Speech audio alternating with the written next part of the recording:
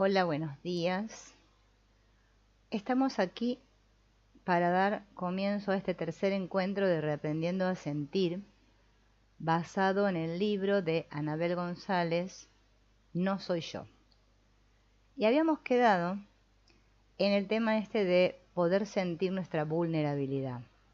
Nosotros tenemos mucho miedo a sentir, y la vulnerabilidad está relacionada con el sentir, ¿no? Porque si siento, en el fondo, siento que soy vulnerable. Como dijo Antoine Saint-Exupéry en El Principito, es una locura odiar a todas las rosas solo porque una te pinchó, renunciar a todos tus sueños solo porque uno de ellos no se cumplió. Recordemos al gato y al conejo y cómo reaccionan cuando les acariciamos la barriga. El gato se deja acariciar y disfruta los mimos, porque sabe que tiene uñas y podría sacarlas antes de que pudiéramos reaccionar. Está expuesto, pero a la vez se siente protegido. Se puede permitir mostrarse vulnerable ante otro individuo, precisamente porque sabe que se puede proteger. Recuperar la capacidad de sentir nuestra vulnerabilidad como un recurso de conexión con los demás, de permitirnos estar ahí sin vivirlo con miedo, sin ponernos a la defensiva, es un desafío para todo aquel que se haya sentido dañado en una relación significativa, y más aún si el peligro se quedó asociado a nuestras primeras experiencias de conexión. Si más adelante experimentamos daño de nuevo por parte de personas en quienes depositamos nuestra confianza, podemos preguntarnos ¿para qué volver a confiar? Parece lógico creer que si no establecemos relaciones profundas, nos protegemos del daño. Pero muy al contrario, este retraimiento de las relaciones es el mayor daño que nos podemos hacer. Y esta vez el daño nos lo estamos causando nosotros mismos. Supongamos que nos apasiona jugar al fútbol y que hemos sufrido una lesión en el campo. Una vez recuperados, ¿qué hacemos? Si no salimos a jugar otra vez, no volverá a pasar. ¿Pero dejaremos algo que nos gusta tanto? ¿Prescindiremos para siempre de las sensaciones positivas que eso nos aportaba? Otro ejemplo. Nos encanta la torta de chocolate, pero resulta que una vez nos atragantamos con un trozo y lo hemos pasado fatal. Por no volver a pasar eso, ¿vamos a dejar de comer tarta o volveremos a comer tarta? Usando la lógica, realmente ni siquiera nos estamos protegiendo, porque siempre que salimos a andar, tropezar y caernos es una posibilidad. Aunque nos encerremos en casa, no podemos estar seguros de no tropezar con la alfombra. Pese a que no salgamos al campo de fútbol, podemos golpearnos con una farola. Aunque no nos atragantemos con una tarta de chocolate, puede pasarnos con una zanahoria. Más que protección, lo que usamos es un truco de magia mental muy poco efectivo. El problema es que nos llegamos a creer nuestro razonamiento sin cuestionarlo. Y estas reacciones son, sin embargo, frecuentes. Por ejemplo, tenemos un accidente de coche y no volvemos a nunca más manejar. Las personas que superan las circunstancias de la vida son las que vuelven a afrontarlas pese a haber tenido un accidente. Si evitamos cosas que nos han hecho daño, pero que en sí mismas son positivas e inofensivas, cada vez nos vamos a ir limitando más. En ocasiones es más complejo porque nunca llegamos a poder disfrutar de la posibilidad de sentirnos vulnerables sin que nos hicieran daño, de estar tranquilos en brazos de alguien, de sentirnos seguros en las relaciones. Si crecimos en una familia con muchos problemas, donde los que cuidan estaban enfermos y traumatizados, que eran caóticos e impredecibles, o hay problemas de apego, ser vulnerables y resultar seriamente dañados se hacen sinónimos, ¿no? Este asunto, si soy vulnerable, me van a dañar. Por eso esta necesidad de poner defensa siempre, ¿no?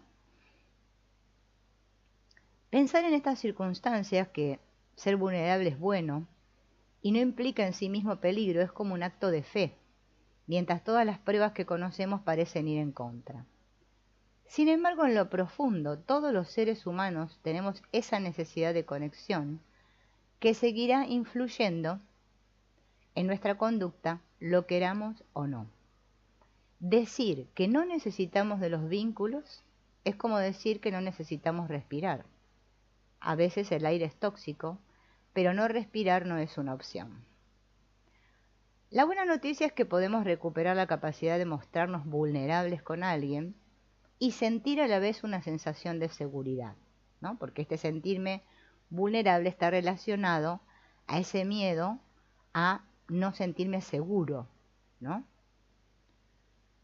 ¿Quién vino por ahí? Hola. Hola, gracias a vos también por ser. Bien. Fíjense que esto nosotros, este tema de la vulnerabilidad, es como que quizás no utilizamos esa palabra en nuestro lenguaje corriente, pero es que en nuestra vida se dan estas situaciones, ¿no? Por eso es que le escapamos al sentir, ¿no? Entonces, tenemos que curar nuestras heridas y sentir que nos podemos proteger al mismo tiempo. Claro, esto no parece simple, ¿no? Porque curar nuestras heridas primero implica saber que tengo una herida y que está ahí, darme cuenta de que aunque yo piense que lo he superado, en el fondo todavía hay mucho dolor sin resolver asociado a X recuerdo relacionado con la herida. Entonces, primero, ¿qué hago con una herida? La tengo que limpiar. Y esto a veces lleva a la participación de que, bueno, que si no puedo limpiarla sola, mi herida, voy a tener que ir a un terapeuta, alguien que me ayude a curarla, ¿no?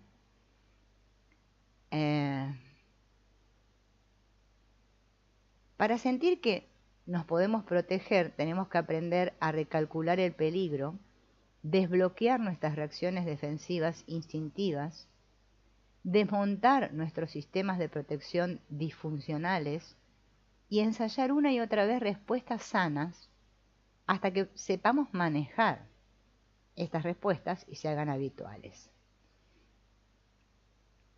Recordemos que cuando tenemos un trauma, el trauma lo que provoca es una rigidez, un congelamiento, ¿no? Entonces, claro, desbloquear todo eso que está tan duro, tan rígido, a veces cuesta. Esto, hay personas que en el trayecto del proceso lo abandonan, ¿no? Con un modo de cuidarnos poco sano y con una desconfianza que tenemos ya en los demás, y esos problemas que tenemos para conectar profundamente, implicarme en un proceso de terapia puede resultar difícil. El que sufrió un trauma padece las consecuencias de ese trauma durante muchos años sin buscar ayuda. Y se dice a sí mismo que no fue tan importante, que ya pasó, que hay que seguir adelante. No le damos la relevancia de lo que sentimos. Y justamente tenemos esta tendencia de decir, bueno, ya pasó, ¿no? También esas personas se dicen que tienen que ser fuertes, que lo tienen que hacer por sí mismos, que toda la ayuda que buscaron no les sirvió para nada. Entonces se acostumbraron tanto a no recurrir a nadie que creen que siempre es así. También esas personas pueden tener miedo a remover el pasado porque piensan que solo eso les va a hacer volver a revivir el dolor y que no va a servir de nada. Les cuesta confiar en un terapeuta o en cualquier otra persona que pueda ayudarlos, ¿no? Tienen tanto miedo a cambiar que descartan cualquier método antes de probarlo, convencidos ya de que nada les va a ayudar. Pueden sentir tanta culpa que no creen que merezcan estar bien, o tanto miedo a decepcionarse, que prefieren no ilusionarse con salir de la situación. Como los animalitos, ¿no?, de la indefensión aprendida, ya no van a por comida, aunque la puerta esté abierta y nada se interponga. Ya no lo intentan, ya se dan por vencidos antes de empezar.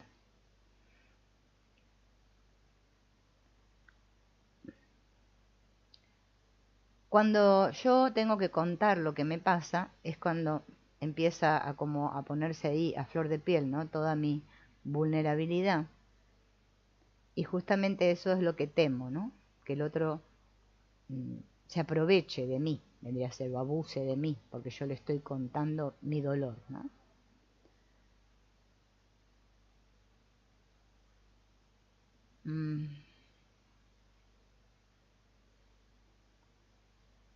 Esto es en el caso, ¿no?, de que una persona vaya a hacer terapia.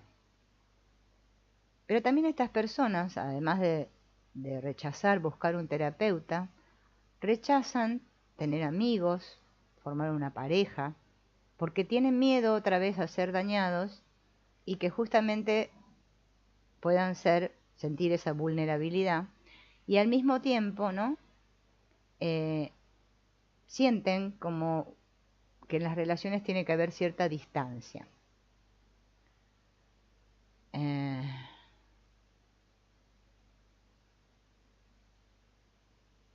Hay personas que tuvieron infancias muy difíciles o experiencias traumáticas y entonces dicen, no, si yo tuve una infancia feliz, entonces no voy a tener hijos para que mis hijos no sufran lo mismo que sufrí yo.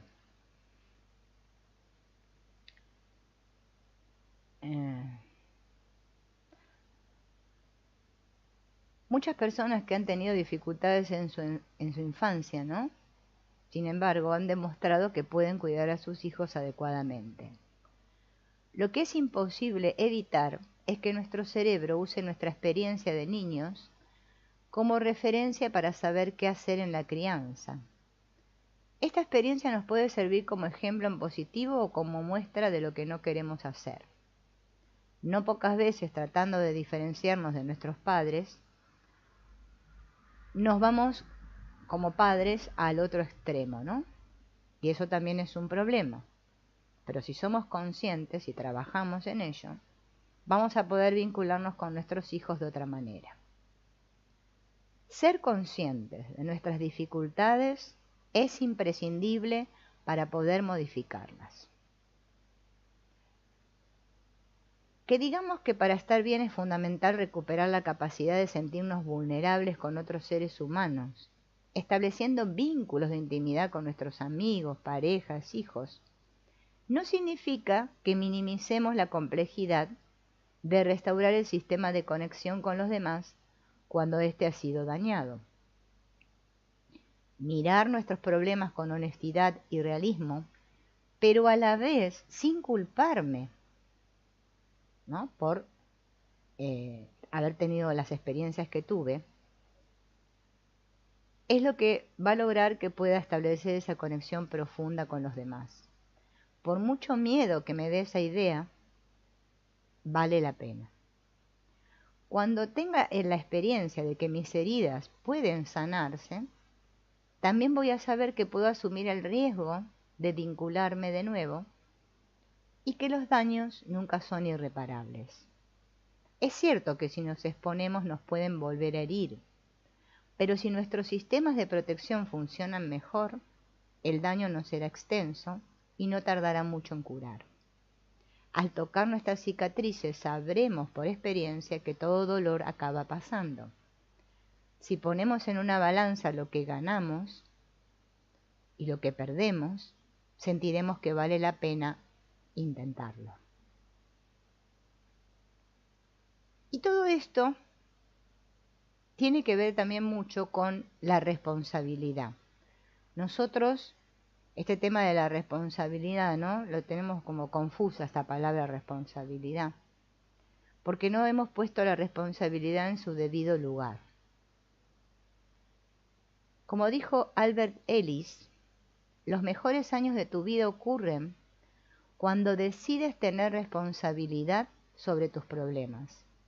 No culpes por tus problemas a tu madre, a la ecología o al presidente. Te das cuenta de que controlas tu propio destino. Una de las ventajas de sentir que no soy yo el que hace, piensa o siente algunas cosas, es que no asumimos la responsabilidad por esas reacciones.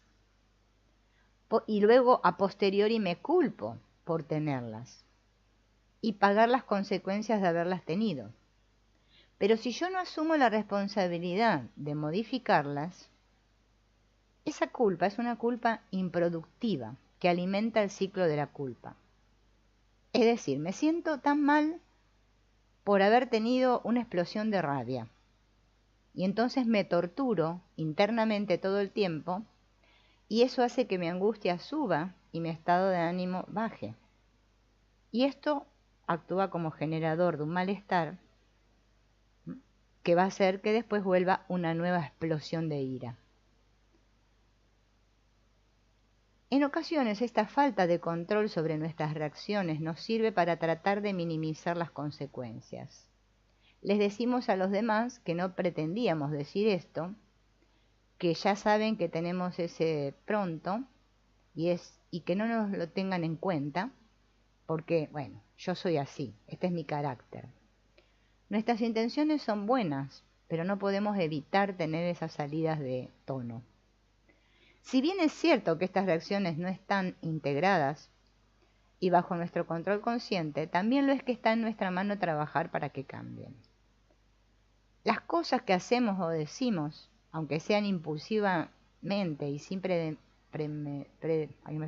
premeditación, tienen consecuencias de las que somos responsables. Esto no significa que tengamos que torturarnos por haberlo hecho. Eso no solo no va a arreglar nada, sino que va a empeorar la cosa, sino que asumir la verdadera responsabilidad es hacerme cargo del problema y ponerle remedio. Si yo no puedo hacerlo solo, tengo que buscar ayuda y dejarme ayudar, que también es otra cosa que nos cuesta, ¿no? Asumir la responsabilidad implica llevarme mejor con la sensación de culpa. La culpa implica sufrimiento cuando es desproporcionada, cuando cargamos con culpas que no nos corresponden. Cuando es la que toca, cuando la sentimos y realmente cometemos un error, vamos a verla puesto en su sitio, en su lugar. Es como si nuestro jefe nos señala respetuosamente que hemos hecho mal nuestro trabajo. Si vemos que nuestro jefe tiene razón, simplemente trato de mejorar. Sin culpa, nos daría igual el modo en que hacemos las cosas y persistiríamos en nuestros errores. Por eso a veces se habla mucho de esta culpa sana y esta culpa tóxica, ¿no? Porque a veces con este asunto de que la culpa no existe ya no nos hacemos cargo de nada, ¿no? Algunos niños crecen en familias en las que los adultos nunca asumen su responsabilidad, nunca reconocen que se equivocan, ni aceptan ser culpables de nada. Y eso flota en el aire, y eso lo asumen los niños. Y los niños tienen la desventaja cuando son niños que es que se hacen cargo de todo lo que los adultos no se hacen cargo. ¿Sí? Y todo dicen, esto pasa por mi culpa. Cuando crecen, tienden ya, se quedan con esta tendencia a asumir la culpa que justamente los adultos no reconocen. Si tienen una pareja, por ejemplo, muy crítica, que los acusa constantemente, ellos ya no lo cuestionan porque se creen que sí, que ellos son erróneos y fallidos. Estos contextos familiares no tienen que ver necesariamente con la violencia. Vivir con una persona excesivamente convencida siempre de tener razón y que lo expresa esto de un modo contundente, hace que alguien más inseguro se cuestione a sí mismo. Estas personalidades autoritarias, críticas, exigentes, perfeccionistas, producen efectos similares. Los demás tienen que asumir las culpas cuando algo es diferente de como ellos quieren que sea. ¿Vieron ese que está siempre señalando así, no? Hacia afuera. Y siempre está ahí afuera chivo expiatorio, ¿no? Correspondiente, que se va a hacer cargo de todo lo que ellos no se hacen cargo. Estas situaciones de sistemas familiares disfuncionales extremos llevan a mecanismos de adaptación que también son extremos. Por un lado, podemos asumir culpas que no nos corresponden y culparnos a nosotros mismos constantemente. Pero por otro lado, podemos no asumir la responsabilidad de solucionar nuestros problemas diciendo que no necesitamos a nadie, que no queremos hablar de nuestras cosas con otra persona, o ya que lo que nos pasa no tiene solución. Ambos extremos, tanto uno como el otro, ¿no?, pueden coexistir, y aunque nos lamentamos constantemente por estar mal, no hacemos ningún intento en mejorar. Si ya hemos desarrollado estos patrones de funcionamiento negativos para nosotros o para los demás, y con el paso del tiempo no se modifican, o incluso empeoran, tenemos que hacer algo. Lo que nos decimos a nosotros mismos puede darnos múltiples excusas y ser una gran coartada para seguir igual. Podemos decirnos que no somos capaces de cambiar, que no tenemos fuerzas, que nuestras circunstancias no nos dejan ninguna salida, que son los demás los que deberían cambiar, que ya lo hemos intentado todo. Díganme si son honestos si no nos hemos dicho todas estas cosas. Bien. Hay una lista de excusas infinita. Y cuando nos las decimos, podemos vivirlas como si fuesen verdades incuestionables. Uno de los primeros cambios que tenemos que abordar es cambiar justamente estas frases que nos decimos siempre. Por ejemplo, en lugar de decir no soy capaz, podemos decir me cuesta. En lugar de decir no puedo, podemos decir no me da la gana o no quiero. Si esto último nos plantea dudas, pensemos, por ejemplo, en cuando no salimos de casa porque no podemos, aunque luego sí salimos porque hemos de sacar a pasear al perro, o tenemos que ir a entregar un papel que se vence, ¿no? O ir al médico. Si podemos hacer esas cosas, también podríamos habernos levantado a una hora concreta para recuperar una rutina diaria, o ir al parque para no estar todo el día metidos en casa. Quizás no podamos hacer gran cosa si estamos muy bajos de ánimo, pero lo que hacemos con las baterías que nos quedan es decisión nuestra. Si empezamos a asumir nuestra responsabilidad, no nos vamos a permitir decir un no puedo rotundo. En el caso de que decidamos no hacer algo, nos los contaremos como la opción que escogemos. No lo hago porque decido no hacerlo. Esa es una manera de asumir la responsabilidad. Y esto tiene mucho que ver también con cómo me siento. Porque el reconocer que si yo estoy triste es porque se me da la gana, porque quiero, es una manera justamente de poder limpiar toda mi vida. Eso es lo que no hacemos. No asumimos lo que nos pasa. Siempre proyectamos ahí fuera, ¿no? Otra forma de no asumir la responsabilidad es dejarnos absorber por la queja.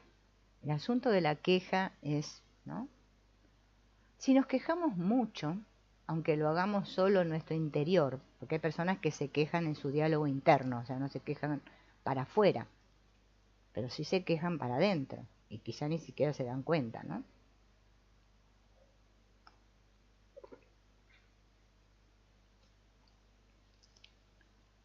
Entonces hay que tomar conciencia de cómo me quejo. porque eso me hace entrar, ¿no?, en un bucle en que mi mente gira todo el día y todos los días en torno a una queja. Mientras observamos los aspectos negativos de los demás, no nos centramos en los nuestros ni en lo que estamos haciendo con ellos. Nos colocamos en una situación de indefensión en lugar de poner el foco en desarrollar nuestros recursos para afrontarlos. Esa queja es muy improductiva y nos genera sentimientos de incomprensión, abuso, amargura, y no cambia nada. En el fondo de esta actitud puede haber una inmensa culpa que no podemos tolerar y de la que puede que no seamos siquiera conscientes. La proyectamos afuera y culpamos a los demás o al mundo de todos nuestros males. La cuestión es que si el 100% del problema está afuera, también dejamos las soluciones bien lejos de nuestro alcance. Incluso en esas etapas de la vida en las que realmente coinciden problemas de envergadura, de difícil solución, el tiempo que dedico a quejarme es más que el tiempo que pierdo. Por supuesto es bueno poder desahogarme, y no es más productivo poner siempre el mal tiempo buena cara, pero los extremos siempre son negativos. El no asumir mi responsabilidad puede proceder también del estancamiento de los patrones infantiles, porque supongamos vivimos nuestra infancia con mucha indefensión o no supimos protegernos en una relación y nos quedamos en esa sensación, creyendo que porque nos sentimos indefensos, estamos indefensos. En aquellas situaciones no teníamos manera, ¿no?, opciones. Entonces decimos, bueno, todo sigue siendo igual. Si hacemos algún intento en cuanto se tuerce, ese intento lo abandonamos y confirmamos nuestra teoría de que no hay nada que hacer. Este es típico, ¿no?, el encontrarnos a nosotros mismos diciendo, bueno, no hay nada que hacer. Bien, es como si nos siguiésemos sintiendo pequeños, desprotegidos, incapaces de valernos por nosotros mismos. Bien. Pero es importante que cuando nos hacemos adultos, dejemos de esperar que alguien nos venga a rescatar. No suele funcionar.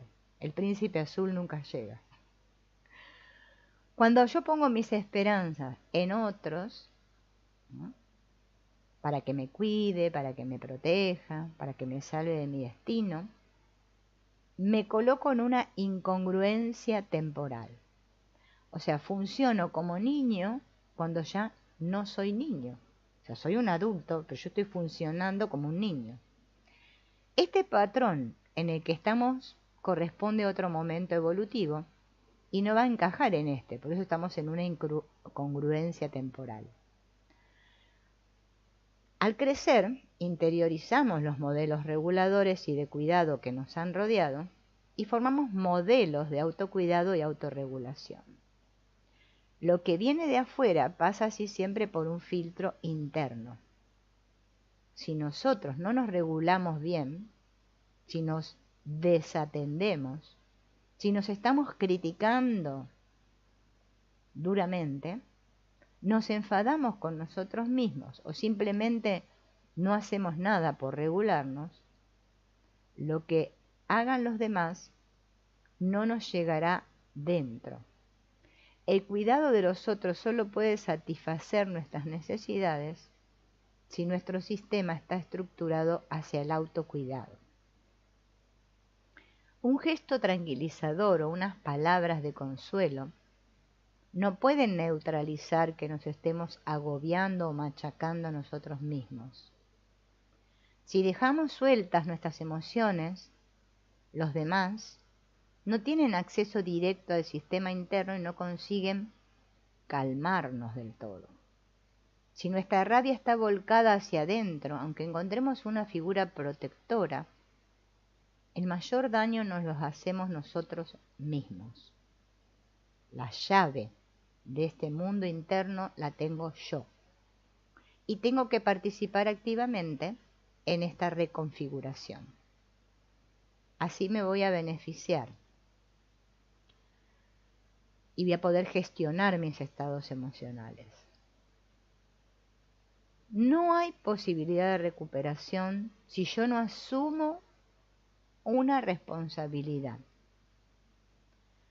No vendrá de un tratamiento que lo solucione todo, de una persona que nos dé cuanto nos faltó, de un trabajo que me aporte la motivación, de algo inesperado que me rescate. Dejar nuestro futuro en manos del azar no tiene sentido. Es importante luchar por hacer lo posible, pero sin dirigir la pelea contra mí mismo, que es lo que hacemos. Asumir esta responsabilidad es en sí mismo reparadora. Por eso fíjense en que nosotros, ¿no? Buscamos muchas, hoy en día hay terapias a mogollón ahí fuera en el mundo espiritual, ¿no? Que tengo que hacer esto, que tengo que... Busco técnicas, busco recetas y cosas a ver si me funcionan, ¿no? Porque es que el mayor obstáculo soy yo mismo y no lo quiero ver. Este profundo no puedo que me digo, por más terapias que yo haga ahí fuera no voy a lograr nada. Primero sería más conveniente decirme no quiero sanar, como lo descubrió Freud, le llamó resistencia a esto, ¿no? Este mecanismo de defensa. Digo que quiero sanar, pero en realidad no quiero. Hasta que yo no vea mi autoengaño, en este sentido, siempre voy a estar machacando y proyectando hacia afuera o hacia adentro, ¿no? Me sigo machacando a mí mismo, que es lo mismo. Bien.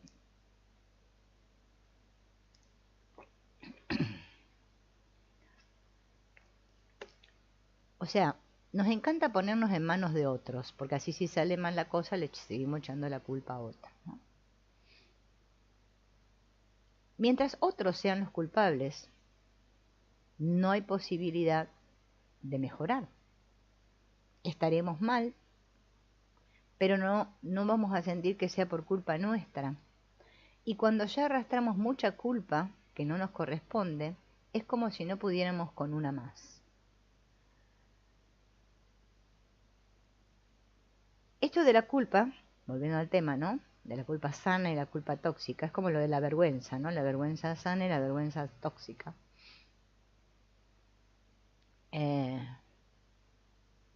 Este reconocer que me he equivocado es justamente donde casi todos los seres humanos fallamos, ¿no?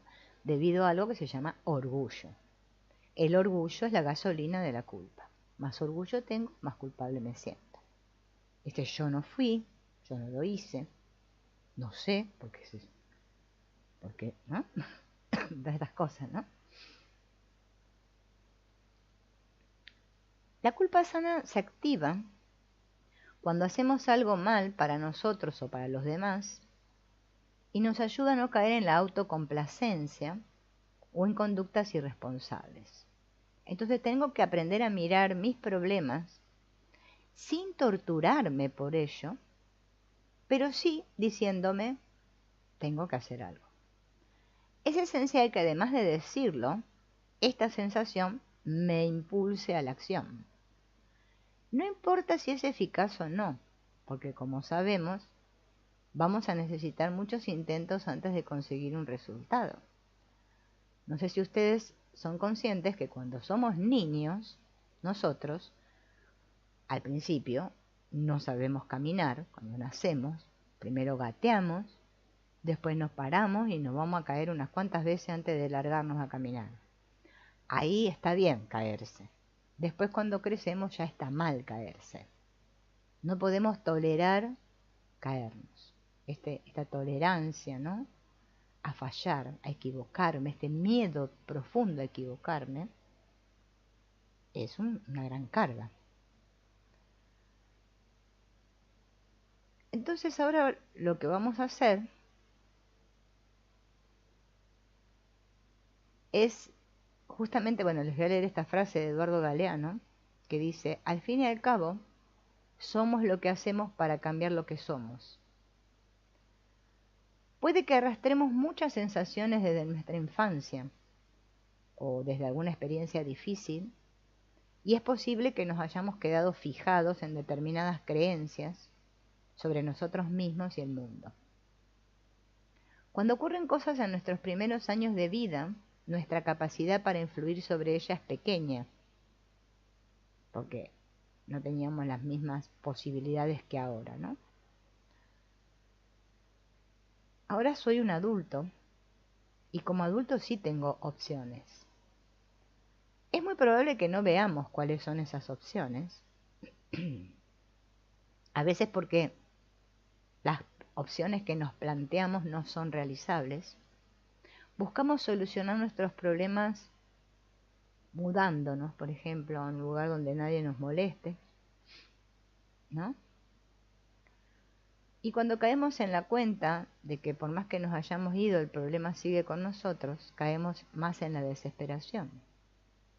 No nos planteamos soluciones pequeñas y prácticas, que son justamente las que sí generan cambios. Nos planteamos soluciones muy lejanas. Otras veces, aunque las opciones están ahí y las vemos, arrastramos tanto esa sensación de indefensión, de no poder hacer las cosas por nosotros mismos, de estar atrapados, sensaciones que en la infancia fueron reales, que no nos damos cuenta de que aquí y ahora ya las cosas no son como en el pasado. Aunque sigamos viviendo con nuestra familia de origen, ya no soy más un niño, soy adulto. Aunque sigamos en la misma relación de pareja, no tengo que sentarme a esperar que el otro cambie sin hacer nada. Si soy consciente de que soy adulto y de que soy yo el que estoy conduciendo el coche, o las riendas del caballo, ¿no? La perspectiva da un giro radical. Soy yo. Eso es ser responsable. Y depende de mí salir de ahí. Entonces voy a tomar las riendas y voy a asumir la responsabilidad. Fíjense que esto está graficado en los famosos, en las enseñanzas de Gurdjieff, del cuarto camino, con lo del cochero, ¿no? El caballo, el carruaje. Esta última frase puede que nos genere malestar al leerla, pero es fundamental. Quizás pensemos, no es justo. ¿Cómo que depende de mí? Son los demás los que tendrían que tratarme mejor. ¿Cómo voy a estar bien si mis padres, mi marido, mis hijos me tratan así? Y la respuesta es sí, puedo estar mejor, aunque todos ellos sigan siendo como son. Por suerte, en cada relación, nosotros podemos modificar nuestro 50%, y eso me da un margen suficiente para mover las cosas. ¿Cómo?, se preguntarán. Mi madre me sigue tratando como si fuera un niño. Y ahí es donde hemos de recordarnos que ahora soy adulto, que aunque nos traten como a niños, no lo somos. Si no dejamos que el niño que se quedó bloqueado en nuestro interior hable con nuestra madre, si el adulto es el que lleva la conversación, aunque seamos conscientes de que hay muchas sensaciones de la infancia que siguen ahí, la conversación va a ser muy distinta de como venía siendo. Con el tiempo, si trabajamos con nuestra historia y vamos resolviendo las sensaciones que aún tenemos de esa etapa, ni siquiera tendremos ya ese malestar del fondo y nos sentiremos diferentes. El cambio empieza cuando dejamos de estar esperando ahí, sentado en mi carruaje o en mi coche, a que venga alguien a darle arranque y llevarnos, ¿no?, lejos de aquí. En ocasiones, cuando atravesamos situaciones adversas durante tiempo, soñamos con un rescatador que haga que todo acabe, con el genio de la lámpara de Aladino, que me conceda los 3 deseos y basta, y todo esto cambie, ¿no? Por eso es que justamente en esto de la espiritualidad, ¿no? Fíjense en que todos empezamos por ahí, porque buscamos justamente, si no tengo dinero, ay, ¿cómo puedo manifestar dinero? ¿Cómo puedo hacer que mi cerebro ahora cambie y no sé qué y no sé cuánto? Y buscamos así. Es como esperar, ¿no? La solución mágica. Seguimos siendo niños, los niños creen en la magia.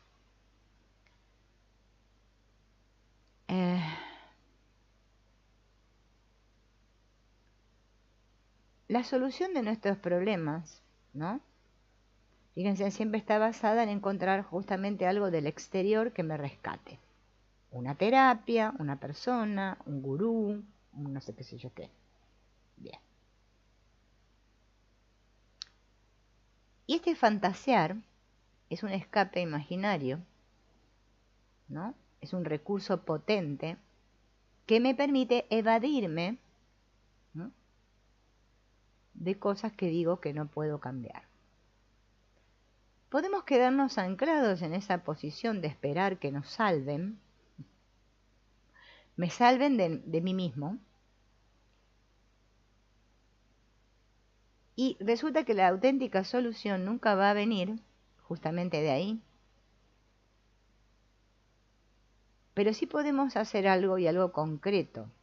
Puede ser pequeño, diminuto, pero real. Los pequeños cambios son los que mueven el mundo. El primer cambio que tenemos que hacer todos, ¿no? Esto que yo le digo a ustedes, me lo digo a mí también, porque si acá estamos todos igual.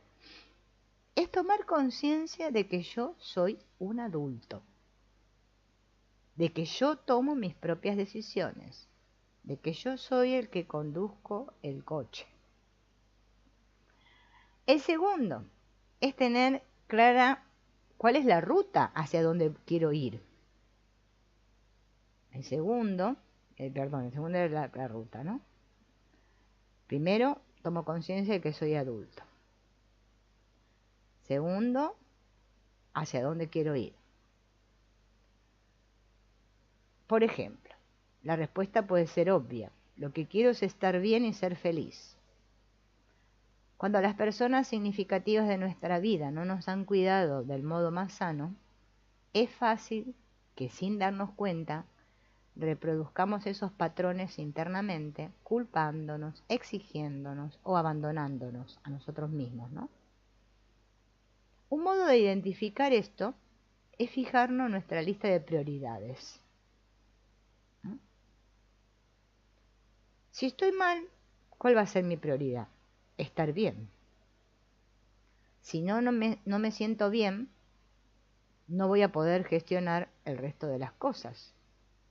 Sin embargo, buscar lo que me hace bien puede estar muy debajo de nuestra lista y priorizamos lo que tengo que hacer, lo que necesitan los demás, lo que se espera de mí. A veces, bueno, tenemos que cumplir obligaciones, ¿no? Lo que no tiene sentido es que lo que es bueno para mí esté siempre en último lugar. Y menos aún si no me siento bien y quiero mejorar. Entonces, lo que es bueno para mí tiene que subir en la lista de prioridades, al primer puesto. ¿Mm? Bien.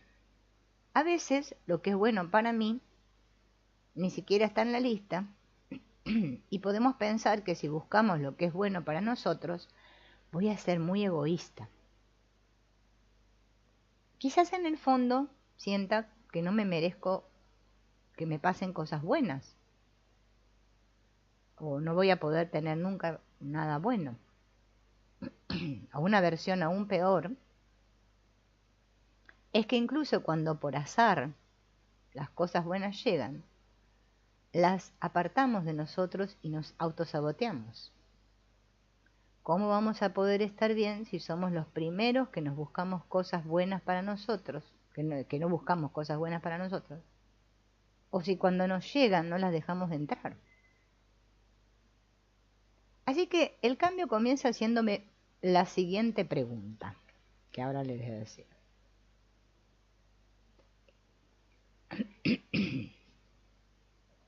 Por ejemplo, no me apetece salir hoy. Y me pregunto, pero, ¿me haría bien?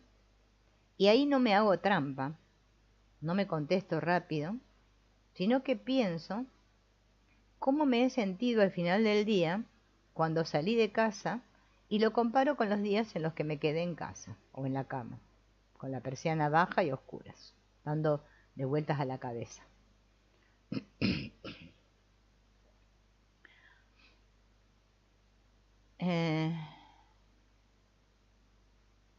No es que la solución sea hacer cosas. Cuando alguien está deprimido, muchas veces los que le rodean le dicen que se anime, que haga algo, que ponga de su parte, que funcione con normalidad. Y desde este razonamiento, si nos comportamos como si estuviésemos bien, estaremos bien. En realidad estos consejos son del estilo del venga, no llores, no pasa nada. Y son pocos efectivos a la hora de mejorar el estado de ánimo.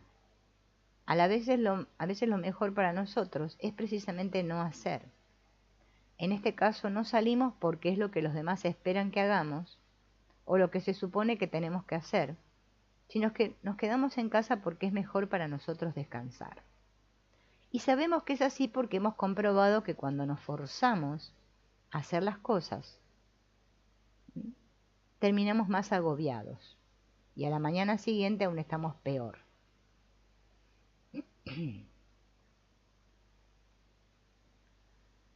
La pregunta de si algo nos hace bien o no es aplicable no solo a las actividades externas, sino también a lo que me digo a mí mismo. ¿No? Nuestra mente nunca está quieta, nunca, ni siquiera cuando dormimos. Hay personas que no son conscientes de su diálogo interno. O sea, lo tienen, porque lo tenemos todos el diálogo interno, pero todavía no me he hecho consciente. Si ustedes recuerdan, o han leído algo, o visto algún video, o escuchado, no sé, algún escrito de Eckhart Tolle, él era psicólogo, y bueno, un día estaba a punto de quitarse la vida, hasta que tomó conciencia de ese diálogo interno, es que él no se daba cuenta. Y era un hombre preparado, estudiado, que no sé qué, justamente en psicología, ¿no? O sea que hay personas que ni tienen ni la más remota idea de eso. Y por lo general cuando somos jóvenes es como muy poco común que tomemos conciencia de eso. Empezamos a tomar conciencia como después de los 30 con suerte. Con suerte. Si no ha pasado de todo, tomamos más conciencia. De que hay una voz, un diálogo interno. Un diálogo conmigo mismo. Todo el tiempo nos decimos cosas sobre lo que hacemos, lo que pensamos o lo que sentimos. Este diálogo interior tiene mucha importancia en la regulación de nuestras emociones. Puede funcionar como un atenuador y modulador de mi estado emocional o como una caja de resonancia que multiplica la intensidad. Hacerme consciente de este diálogo interno e introducir cambios en él es justamente la clave para mejorar. Es como pasar del automático al manual. Y ayudar a nuestra mente a ir de lo que nos decimos siempre a lo que me hace bien decirme. Y para que este cambio se produzca, yo tengo que reentrenar mi mente. Fíjense en que el curso de milagros, no sé si alguno de ustedes conoce el curso de milagros, que yo se lo recomiendo altamente a todo el mundo, por más que hagan cualquier otra terapia, pero si hacen, háganlo el curso, no es que, ay sí, una vez lo leí y después lo tiré por ahí en la biblioteca, no. hagan los ejercicios a conciencia y estudien el curso que les va a hacer muy bien. Justamente dice, una mente sin entrenar no puede lograr nada. Hay una frase en el curso de milagros que dice así, y es verdad. Antonio Blay, otro hombre, un maestro, ¿no? Que la verdad que ese hombre ha hecho un trabajo excelente. Habla de reeducar el inconsciente, que es la mente infantil, ¿no? Pero justamente esos que son los trabajos que funcionan es los que la gente no hace. La gente hace otros trabajos que no sirven para nada, pero no importa, son como estar en el parque de diversiones, ¿no? Jugamos, hasta que un día tenemos que abandonar los juegos, los juguetes, porque si no, entender dónde está el problema es fundamental. Hemos de plantearnos esto como una tabla de ejercicios que hemos de repetir regularmente, hasta que la nueva manera de hablarnos a nosotros mismos esté interiorizada, que sale de modo natural. Durante mucho tiempo,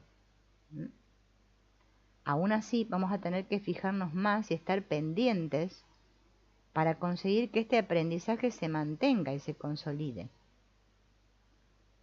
Esta tabla de ejercicios mental consiste en una secuencia de preguntas.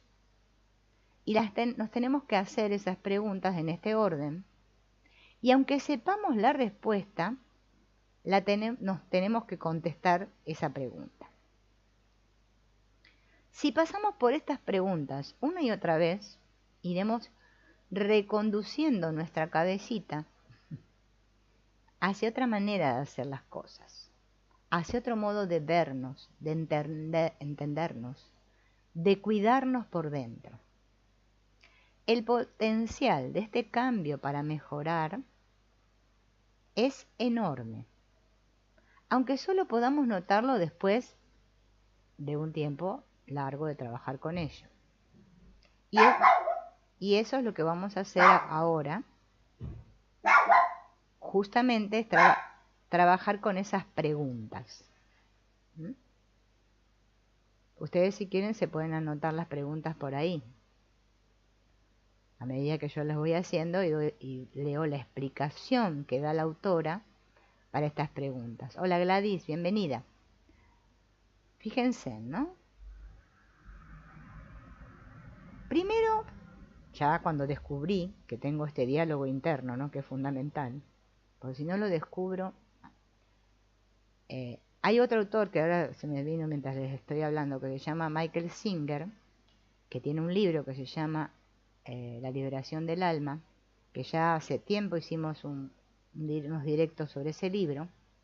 También lo tengo subido ahí al canal, nada más que no le puse La liberación del alma, no me acuerdo, me preguntan el título porque ni me acuerdo cómo le puse.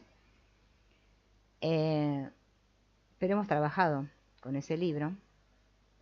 Habla justamente de este tema también del diálogo interno, ¿no? Él también lo descubrió.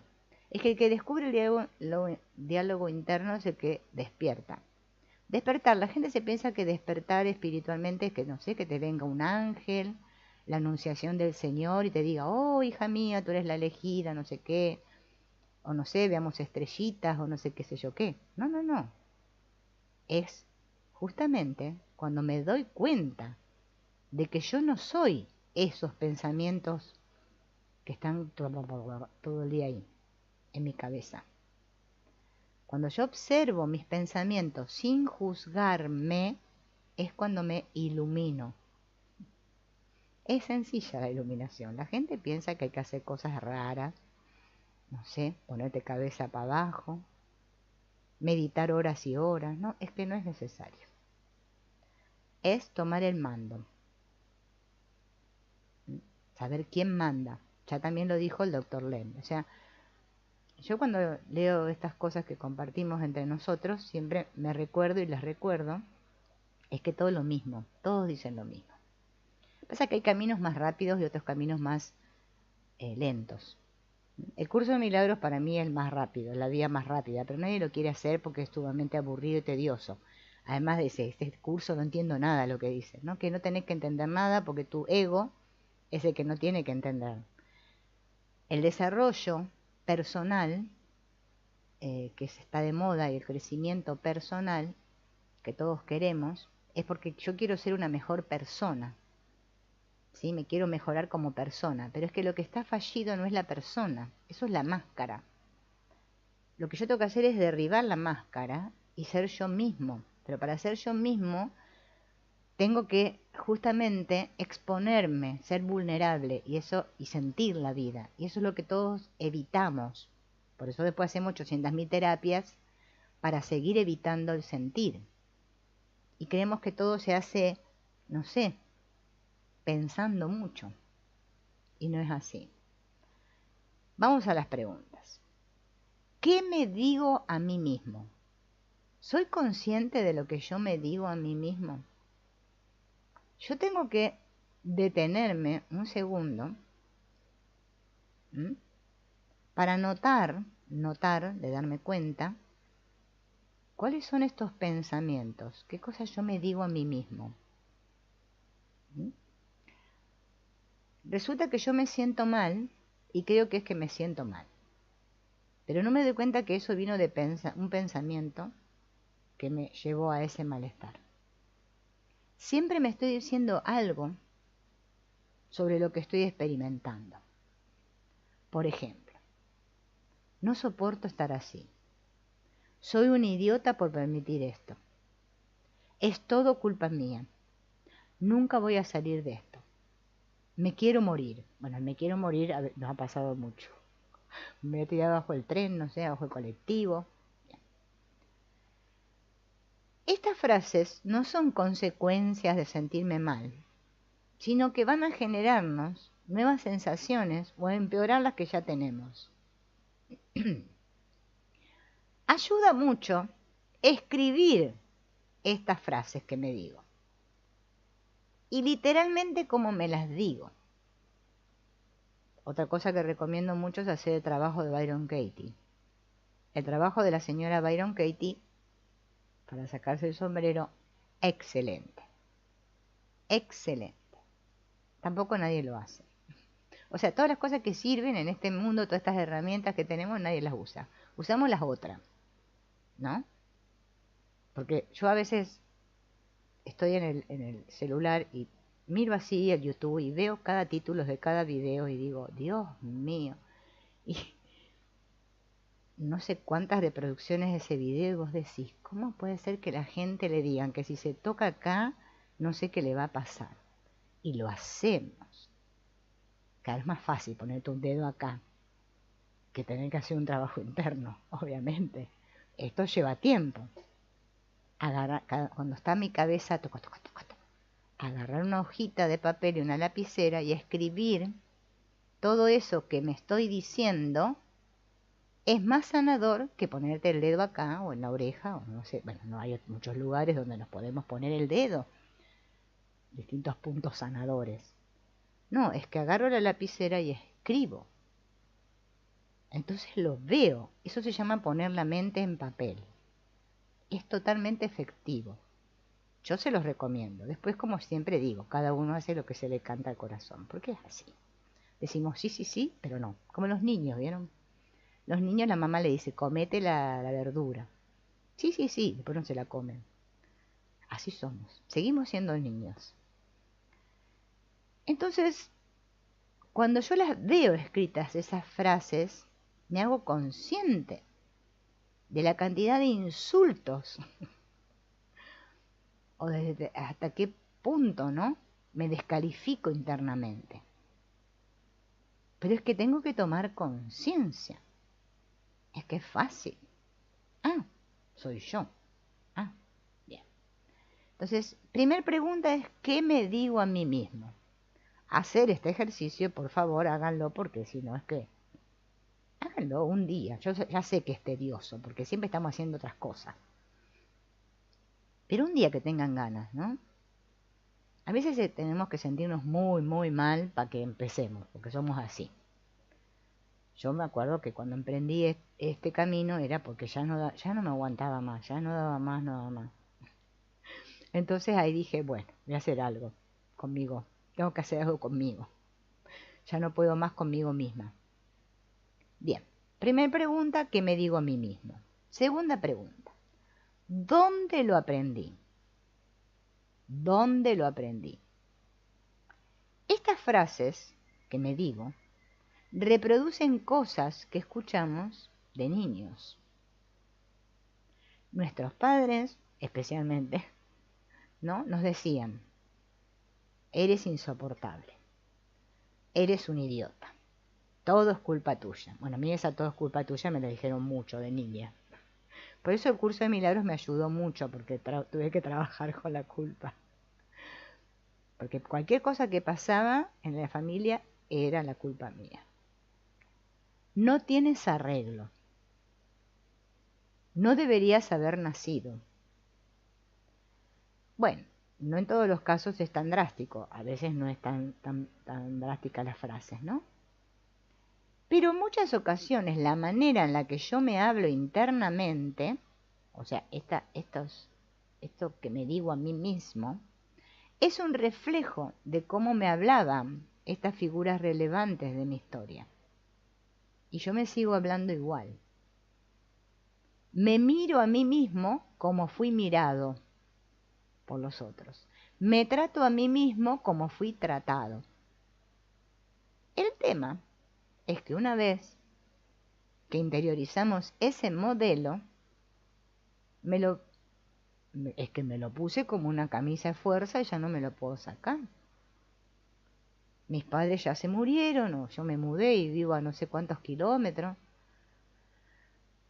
pero siguen estando ahí. La cuestión es que no podemos alejarnos de nosotros mismos, aunque lo intente de mil maneras. Nuestra cabeza está acá, sobre nuestros hombros, las 24 horas del día. Así que hay que reprogramarla. Bien, tercer pregunta. ¿Me ayudaba cuando esas personas me lo decían? ¿Me ayudaba cuando esas personas me lo decían? Aunque es obvio que a nadie le sienta bien que le digan que es insoportable, idiota, culpable, un desastre, o que no vale nada, es fundamental que tome conciencia de que esas frases no me hacían bien, que no me ayudaban, que solo me producían sensaciones negativas, y eso fue lo que respiré desde que nací. Y si me paro a pensar, seguramente nos diremos que esta es una herencia con la cual no me quiero quedar, ¿no?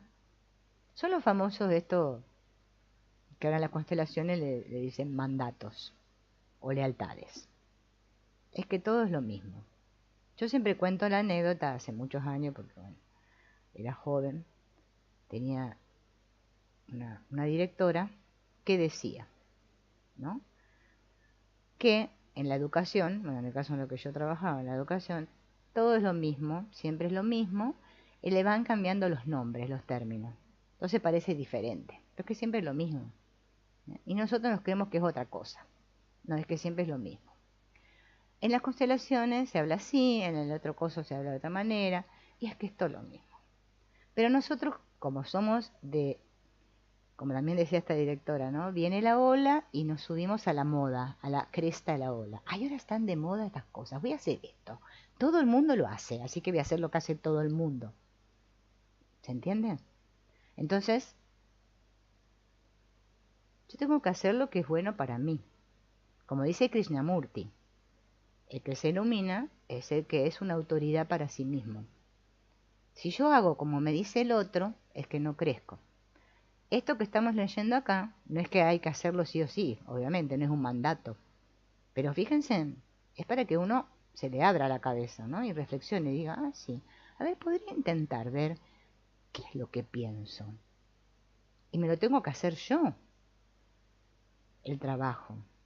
Esos trabajos que yo me hago yo a mí mismo son los que dan resultado, porque me hacen tomar conciencia de mí y dejar de proyectar.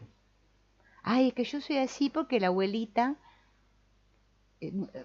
Antonia mató a mi abuelo José. Y bueno, voy a ir a constelar eso. Pero es que si yo no cambio mis pensamientos, no me doy cuenta de lo que me digo, es que no, nada cambia. Bien. Otra pregunta. Creo que esta es la cuarta porque ya me perdí el orden. ¿Me ayudaría que los que me rodean ahora me dijeran esas cosas? Si ahora yo me estoy relacionando con otras personas diferentes a mi familia original, imaginémonos que ellos nos dicen, no vas a aguantar estar así. Eres un idiota por sentirte de ese modo. Y estás ahí por tu culpa. Y no, no vas a mejorar. Mejor sería que te mates. ¿Cómo me sentiría escuchando eso? Mal. Pero hagámonos la pregunta, de todos modos. ¿Puede ayudarme a tomar conciencia de lo que implica hacernos nosotros lo mismo? Muchas veces de modo continuado. Pero a veces no ver a nadie o quedarnos en casa que nos decimos que estamos descansando. El peor enemigo está dentro nuestro. Cuando yo descubro eso, ahí me ilumino. El peor enemigo soy yo mismo. Yo soy mi peor enemigo. Nadie quiere decir eso, porque eso no me conviene. Por eso vieron este libro, Este dolor no es mío, se hizo famoso. Claro, porque a ver, ¿de quién corno es la culpa? Fíjense en cómo hemos sido criados. Yo recuerdo, cuando era pequeña, ya les digo, pasaba lo que pasaba en la casa, era culpa mía. Era como un dedo que me perseguía por todos lados. Y yo decía, ¿pero qué pasa? Claro. Uno tiene que agradecer que nació en una familia así, donde a uno lo culpaban de todo, porque así justamente puede trabajar eso, ¿no? Pero no quiere decir que busquemos culpables afuera, sino decirle, bueno, te devuelvo esto que no me corresponde, punto. Darme cuenta que no es mío, pero no es que ahora tengo que hacer un trabajo con los demás. Es como el Ho'oponopono. La gente quiere que los que se curen sean los demás, para que me dejen en paz. Y así puedo estar en paz. Déjame en paz, dice el adolescente a los padres, ¿no? Y los padres, pero no, pero déjame en paz, le dice el adolescente. Observar esto es iluminarse, es despertar. Y es lo que más cuesta, se los puedo asegurar. Bien, otra pregunta. ¿Le diría eso yo a una persona a la que quiero y que me importa? A ver, me visualizo haciendo con una persona a la que quiero mucho, ¿no? Y le estoy diciendo, ay, no vas a soportar sentirte así. Eres una idiota, todo es por tu culpa, nunca te vas a poner bien. Y mejor sería que te mueras. Claro, yo, ¿cómo voy a decir esas cosas? Eso es impensable. Entonces yo tengo que tomar conciencia de las barbaridades que puedo llegar a decirme a mí mismo. ¿Mm? Si cada vez que lo hago me doy cuenta, será como cuando en la televisión, por ejemplo, suena un sonido cuando viene una propaganda, qué sé yo. No me pasa desapercibido. Entonces no va a seguir estando en mi cabeza eso. Otra pregunta. ¿Qué es lo que me ayudaría a decirme a mí mismo? Recordemos, lo que es bueno para mí es lo primero de la lista, ¿se acuerdan? La lista. ¿Qué es lo que va primero? Lo que es bueno para mí. Bien. Lo que me ayudaría se va a parecer a lo que ayudaría a cualquier persona. De modo que si yo pienso en lo que le diríamos a alguien a quien quiero, ya tengo la respuesta. También puedo pensar en lo que me ayudaría que alguien me dijera. Nos ayudaría a decirnos que vamos a poder lidiar con esto, que le puede pasar a cualquiera, que hicimos lo que pudimos, que todo pasa, que bueno, que va a llevar tiempo, pero que vamos a salir adelante, que somos importantes, que nos merecemos estar bien. Es muy posible que no me lo crea, eso que me digo. Pero la cuestión de si lo siento cierto o no, no importa. Si una persona está complejada, por ejemplo, por su peso, ¿no? No le vamos a decir, ay, qué gorda que estás. No le va a ayudar en absoluto que se lo digamos. Del mismo modo, recordarnos una y otra vez lo mal que estamos o los errores que hemos cometido, no nos va a servir para nada para ahondar en el malestar. Es como si yo me caigo al suelo y entonces, como estoy en el suelo, tengo que excavar un pozo para enterrarme. Ya me caí. Si quiero estar bien, es importante que aprenda a decirme lo que me hace bien. Aunque no me lo crea, no importa. Porque si yo llevo toda una vida machacándome por dentro, tratándome mal, claro, cuando me empiezo a decir cosas buenas, no me va a sonar raro. Primero vamos a repetir las palabras mecánicamente, esto como el Ho'oponopono, que digo gracias, gracias, te amo, y parece que, ¿no? Pero después ya es como que quedan como en automático instaladas ahí las palabras.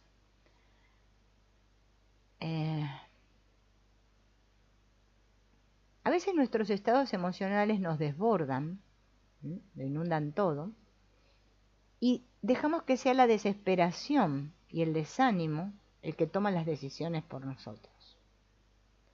Dejamos que las creencias que arrastramos de antiguo sean nuestras referencias. Pero las emociones no piensan. ¿Sabían eso? Son como los niños pequeños que solo sienten. Entonces, ¿qué tengo que hacer con un niño que llora? Si yo soy la madre, calmarlo, ¿no? Es importante estar en contacto con ellas, pero a la vez es fundamental no dejarme arrastrar por ellas. Cuando tenemos muchas sensaciones acumuladas en nuestro interior, podemos... Esperen que... Ay, ¿quién llama? Me olvidé de silenciar el teléfono. Cuando tenemos muchas emociones, ¿no? En nuestro interior, parece como que nos volvemos a sentir como el momento en que por primera vez experimentamos esas emociones, ¿no? Y funcionamos como si no tuviéramos la edad que tenemos ahora, sino como cuando tuvimos esas emociones, que éramos un niño furioso, desamparado. Estamos desregulados. Tengo que prestar atención a esos niños, ¿no? Pero nunca dejar que el niño se ponga al mando de mi coche. El adulto, que soy yo, tiene que aprender a entender sus emociones, a entender sus necesidades, porque cuando el adulto es el que cuida al niño, se da cuenta de cómo está el niño y le da lo que el niño necesita. Bien. O sea que me hago cargo, me hago responsable. Y no tengo que saber hacerlo, simplemente tengo que decidirme a hacerlo. Para saber conducir, en general, hemos de pasar por una escuela, ¿no? Para aprender a manejar. No hemos de ser autodidactas cuando es más fácil aprender con ayuda. Adquiriremos conocimientos de los que carecemos y practicaremos lo necesario para adquirir habilidades que aún no tenemos. Pero tengo que tomar las riendas de mi vida. Tengo que querer. Y tengo que soltar el miedo a equivocarme. Ese es el peor enemigo también que tenemos dentro.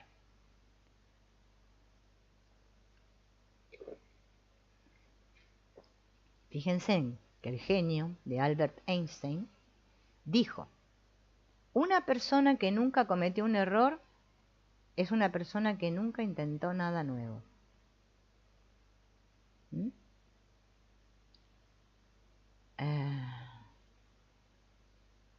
Bien.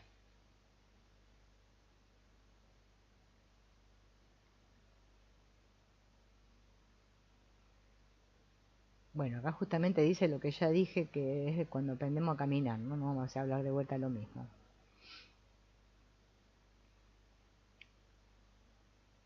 Todo lo que se practica se acaba aprendiendo. Y es así. Si yo quiero aprender a tocar la guitarra, tengo que practicar, no me va a quedar otra. Bien. Si la simple idea de cometer un error se me hace intolerable, voy a tener que hacer primero unas tareas específicas, ¿no?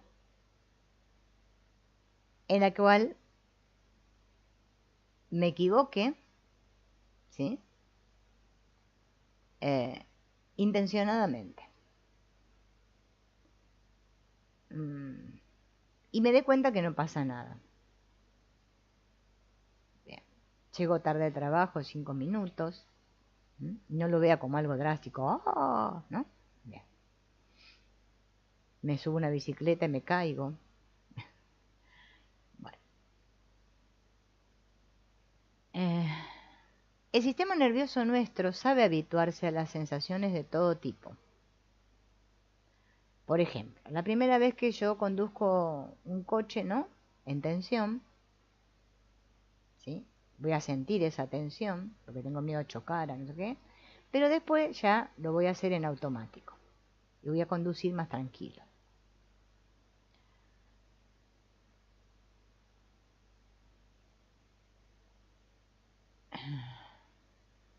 Bueno, acá da un ejemplo.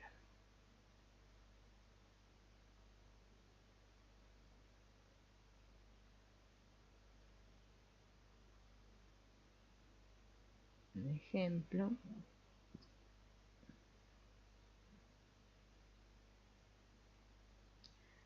El que más se equivoca es el que tiene más posibilidades de ganar el premio. Así que no tengan miedo a equivocarse. Hay que romper los esquemas de lo malo de lo bueno y lo bueno de lo malo. Lo dijo José Ortega y Gasset.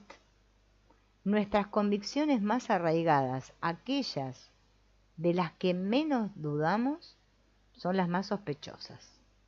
Ellas constituyen nuestro límite, nuestros confines y nuestra prisión. Cuando nosotros crecemos, que crecemos todos en un mundo al revés, hay una canción de María Elena Walsh, El mundo del revés, ¿no? A veces, hasta las palabras tienen significados distintos o opuestos. En el mundo del apego disfuncional se confunde cuidado con preocupación. Esa es la más típica. No, pero es que yo me preocupo mucho. Protección con control. Es que te estoy protegiendo, lo digo por tu bien. Afecto con obediencia. Digo todo, sí, sí, sí, soy bueno, y parece que eso es ser obediente. Si no se atienden nuestras necesidades emocionales, podemos percibir el necesitar como algo negativo que hay que reprimir e ignorar. Si se nos penaliza cuando mostramos una emoción, vamos a terminar creyendo que mostrar una emoción es mala.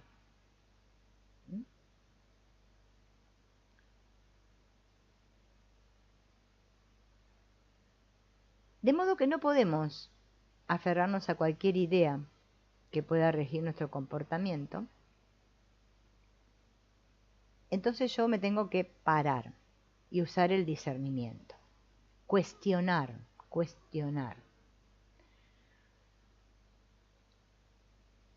Puede ser que hayamos crecido en un entorno muy confuso y puede ser que sigamos estando en un entorno muy confuso, ¿no? Y la confusión se potencie.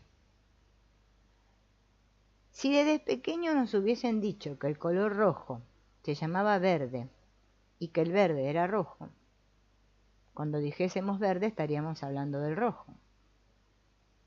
De ese modo podemos asimilar que expresar nuestro malestar es ser débil, que querer cosas es ser egoísta, que buscar afecto es ser infantil, que enfadarnos es ser caprichosos o malo, porque las personas que nos rodean nos dan ese mensaje cada vez que nos ven en esos estados emocionales.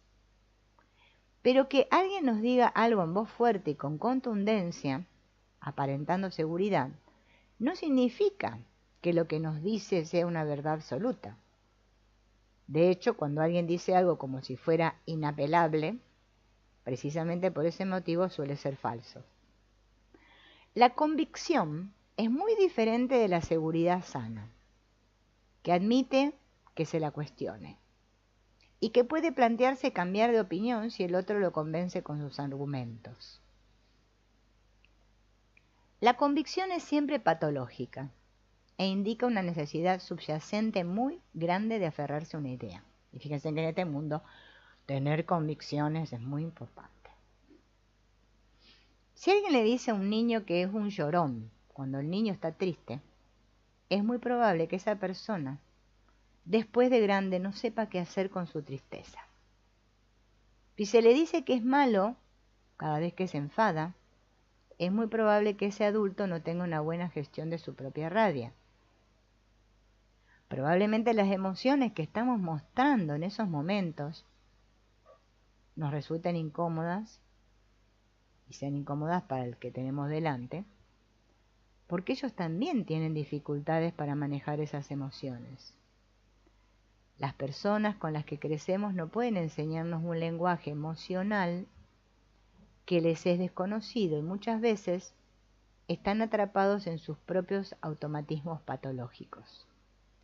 Nos dicen esas cosas debido, no a que sean ciertas, sino a causa de sus propias limitaciones. Con esos comentarios pueden conseguir además tener el control sobre nosotros, penalizando las conductas con las que ellos se sienten cuestionados y que no saben cómo manejar. O sea, se llama proyección esto, ¿no?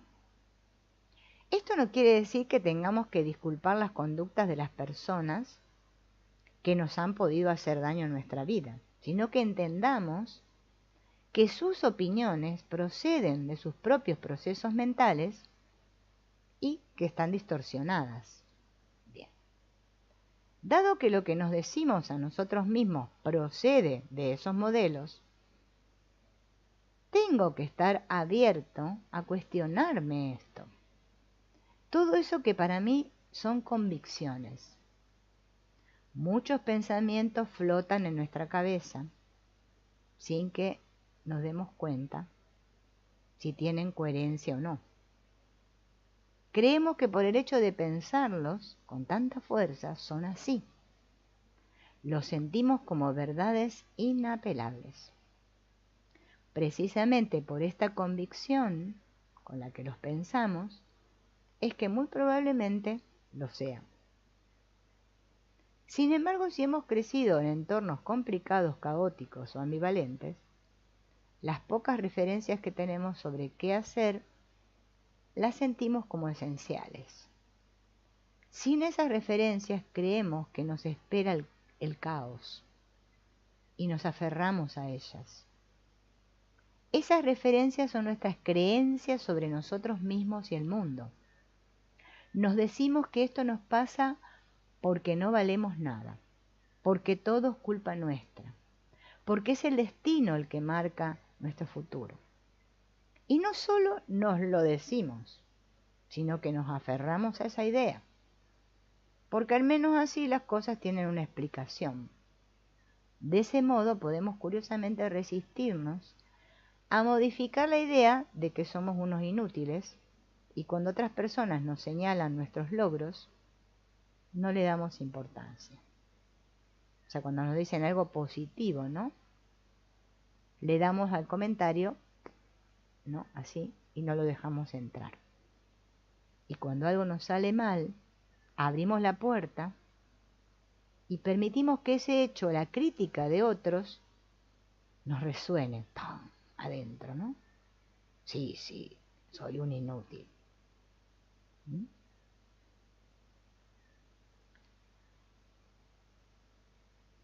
¿Mm?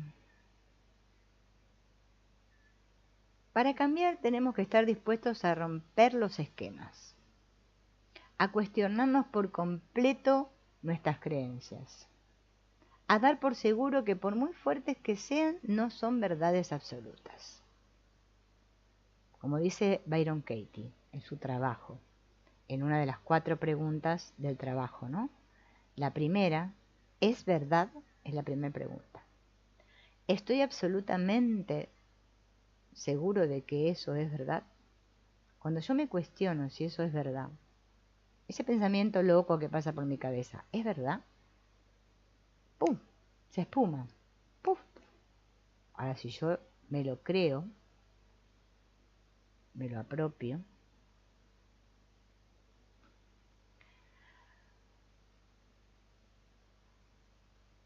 bien. A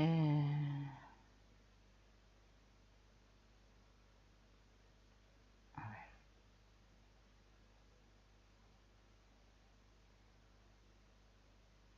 Si no vigilamos nuestra mente, nos hará constantemente estas jugadas, porque nuestra mente está aterrorizada de soltar sus creencias nucleares.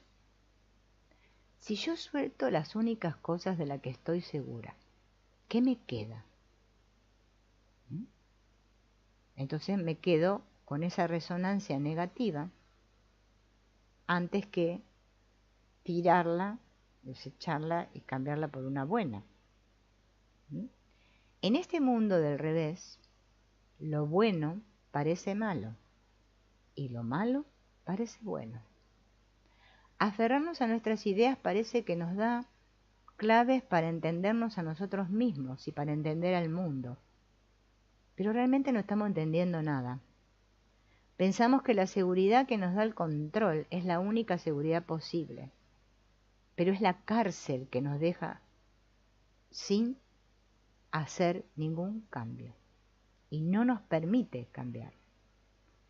Podemos creer firmemente que la solución es aislarnos de todos, pero con eso nos estamos haciendo más daño, o aferrarnos a una relación dañina y justificamos. No, pero es que yo lo quiero. Recordemos, lo esencial no es si es cierto o no que nos queremos, sino si esa relación me hace bien o no. Recordemos la lista. ¿Qué es lo bueno para mí? Eso tiene que ser lo primero. Podemos imaginarnos a una pareja que nos va a querer más que nada en el mundo, y esta idea aparentemente bonita, en realidad no nos deja vivir con la persona de carne y hueso con la que estamos, que lógicamente tiene defectos. Si seguimos soñando con los padres que hubiésemos deseado tener, o con la familia que todo niño merece, pensar en la familia en la que crecimos o la forma en la que nuestros padres funcionaron con nosotros nos genera un constante malestar. Aunque esos sueños parecen muy bonitos y yo me diga que que pensar en ellos me hace bien, es destructivo. Estos mundos imaginarios poblados por las personas tal como soñamos que fueran, donde todo es como nos gustaría y todo es posible, me impiden vivir con los pies en la tierra, en el mundo real. Por eso hoy en día las personas espirituales viven en lo que yo les llamo la nube de pedo. Sí, yo la bauticé así. Una nube muy gaseosa, pero que no me lleva a ninguna parte. La realidad no es tan brillante. La gente de carne y hueso tiene defectos y limitaciones. Cada vez que comparamos el planeta de los sueños con el mundo real, siempre el mundo real sale perdiendo. Nuestra sensación solo podrá ser de frustración o de decepción. Al aterrizar una y otra vez y ver que las cosas no son como en mi fantasía. Las cosas son como son, simplemente. Si yo me peleo con la realidad, como esta es la única que verdaderamente existe, siempre la realidad me va a ganar. También esto lo dice Byron Katie. Date cuenta cómo discutes con la realidad. Quieres que el gato ladre y el perro maulle, y eso es imposible. Por eso nos cuesta tanto decir sí. Hola, ¿a quién? ¿A quién, Neida? ¿No? Ah, no. Siempre estamos diciendo no. Los seres humanos tenemos una capacidad asombrosa para negar la realidad. Asombrosa, ¿eh? Hay una película del director José Luis Cuerda que se llama Amanece, que no es poco, que tiene una escena que puede ilustrar esta idea. Hay un anciano que vive en un pueblo de la montaña con su nieto, un chico africano negro de 2 metros. Todos los días el anciano baja las escaleras y cuando ve al chico, sube corriendo, preso del pánico, gritando: «¡Hay un negro en casa! ¡Hay un negro en casa!». Y el chico le dice: «Abuelo, soy tu nieto. Hace 20 años que vivo contigo». La frecuencia de un suceso o su obviedad no tiene nada que ver con que estemos dispuestos a asumir que exista. Cuando algo no nos entra en la cabeza, vieron que siempre tenemos esa costumbre de decir: «Esto no me entra, no lo puedo entender». Yo me he visto, no me entra en la cabeza. Cuando no está en nuestros esquemas sobre cómo son las cosas, me niego a aceptar que sea así. Y negar la realidad no hace que la realidad deje de ser como es. Es como si yo quisiera tapar la luna con un dedo. No la va a apartar del cielo. No aceptar las cosas como son me bloquea la posibilidad de modificar la cosa. Cuando yo digo sí, es que todo se desbloquea. Bien.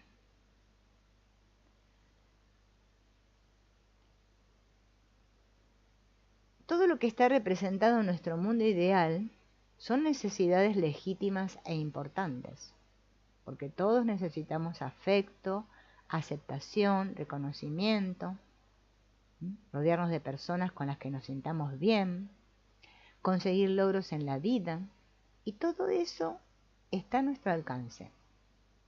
Pero no en la forma de un príncipe azul perfecto, sino en una persona de carne y hueso con la que compartir nuestra vida sea agradable. No en modo de hijos que consiguen en la vida todo lo que nosotros no pudimos conseguir, sino como niños que buscan sus propias metas y desarrollan su propio potencial. No como un trabajo por el que destaquemos a nivel internacional, sino por un entorno laboral que incluye al pesado de turno, al que no da palo al agua, a ese jefe que es pesado, ¿eh?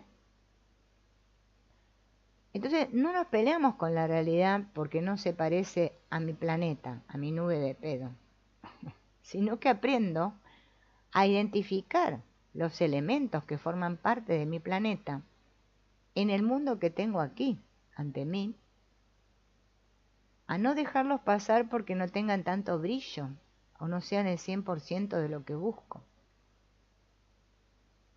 Y poquito a poquito todo lo que buscamos en nuestro planeta fantasioso va a estar ahí y va a ser real. Del mismo modo, muchas de las estrategias con las que hemos salido adelante no es que sean negativas en sí, pero a día de hoy ya no nos sirven. Ser fuerte no es un valor en sí, es lo que nos ayudó a sobrevivir. Olvidar no es una solución, solo es un parche, porque realmente solo tapamos. La goma de borrar mental no existe. No reaccionar es lo mejor que podemos hacer cuando no tenemos opciones, pero puede jugar en nuestra contra cuando sí las tenemos. Ahora que ya sabemos que muchas cosas que creemos son positivas, realmente no lo son tanto. Vayamos con las que parecen negativas y no lo son. Algunas podemos considerarlas negativas porque nos enseñaron que así eran, lo cual puede estar potenciado por las normas morales de la sociedad en la que vivimos. El altruismo, la generosidad, la idea de que hay que ser bueno. El egoísmo y la maldad están etiquetados como negativos. Pero ya sabemos que nada es lo que parece. Nada es lo que parece. Hay que reflexionar un poco más. Escuchen a los grandes sabios. Bueno, Krishnamurti es excelente. ¿Me cuestiono eso? ¿O me creo todo lo que me digo, o lo que me dicen, o lo que me dijeron? La persona que despierta, la mente se ilumina, es la que todo eso que le pasó lo toma para crecer, no para llorar sobre la leche derramada, no para victimizarse, no para creerse que es un gran héroe. Solamente dice sí y bendice todo lo que le pasó, lo agradece. Ahora, si yo me peleo con eso y me sigo peleando con lo que tengo aquí, es que no crezco, sigo siendo un niño. Todos creemos que el egoísmo es malo, pero esto no es así. El egoísmo es para nuestra mente como el hambre para el cuerpo. Si somos egoístas, priorizamos lo que necesitamos frente a lo que necesitan otros, lo que es importante para nosotros frente a lo que les importa a los demás. Esta tendencia nos lleva a intentar equilibrar la balanza a nuestro favor. Pero si yo me censuro cualquier tendencia egoísta, me sacrifico, porque yo quiero agradar a los demás. Entonces como menos de lo que necesito y me desnutro. Tiendo siempre a ser generoso, cuidar de los demás. Nunca voy a decir no. Cedo ante lo que los demás me exigen. Bien. La balanza tiene que estar equilibrada. Tengo que ser sanamente egoísta.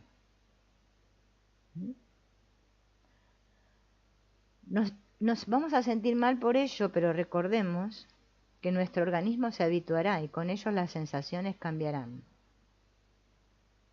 Otra palabra con muy mala prensa es maldad. Lo más probable es que no nos definamos como malos, sino como que yo soy buena persona. Pero aquí todos hacemos cosas malas. Es imposible vivir sin hacer daño a nadie. No hablamos de un daño innecesario o injustificado, solo por sentirnos poderosos causándoselo a otros, sino del daño inevitable de que en ocasiones tengamos que luchar por nuestros derechos en perjuicio de otros. Si nos presentamos a una oposición con plazas limitadas y nosotros aprobamos, otros van a perder. Si somos totalmente honestos en una entrevista laboral y no decimos lo que la empresa quiere oír, no vamos a conseguir el puesto. Si dejamos el paso a nuestro contrincante, va a ganar él. Y los que nos rodean tampoco son altruistas ni generosos al 100%.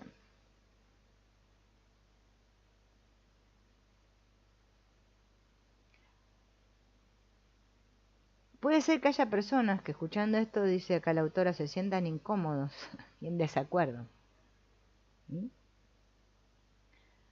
Otro concepto que vemos como negativo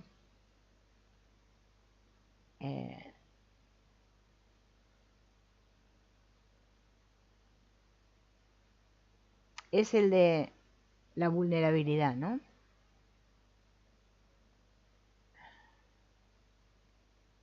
De este modo no nos permitimos mostrarnos vulnerables, causándonos así un daño mucho mayor. Así es como entendemos que ser vulnerables es ser débiles.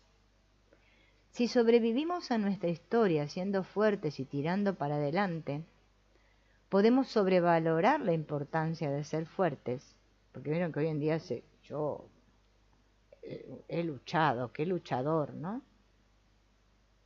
¿Mm?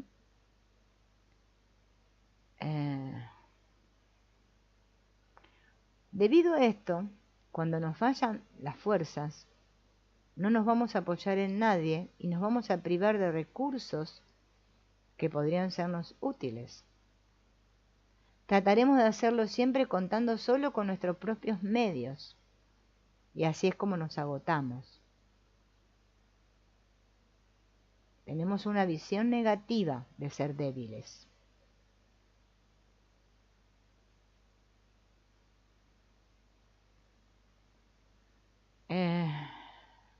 Otro ejemplo de sensación desagradable muy necesaria es la incertidumbre.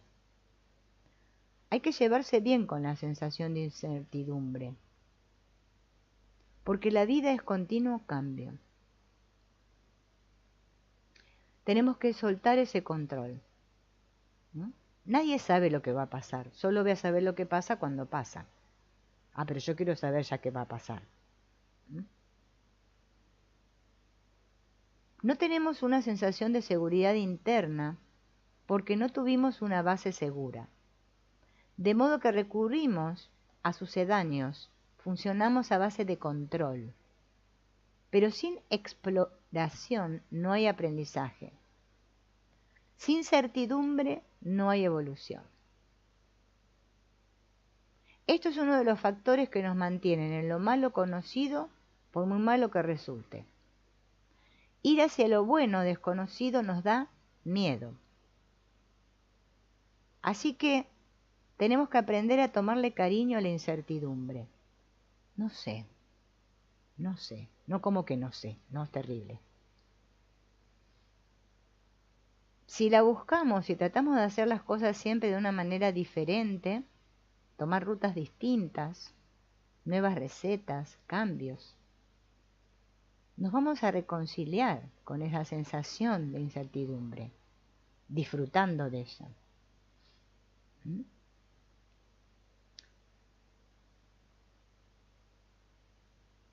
Los elementos que hemos de cambiar pueden ser específicos de cada uno. Son aquellas cosas que nos planteamos desde el no soporto sentirme así, justo eso que no soportamos es a lo que nos tenemos que acostumbrar. Si no podemos ver las cosas descolocadas, hemos de adaptarnos a desordenar un poco. Si tenemos que hacerlo todo perfecto, hemos de buscar las imperfecciones. Si no podemos llorar delante de la gente, hemos de aprender a llorar delante de la gente. Claro que no nos vamos a sentir bien haciéndolo, pero recordemos la pregunta, lo primero de la lista, ¿qué es bueno para mí? Bueno, amigos, con esa pregunta hagan el trabajo.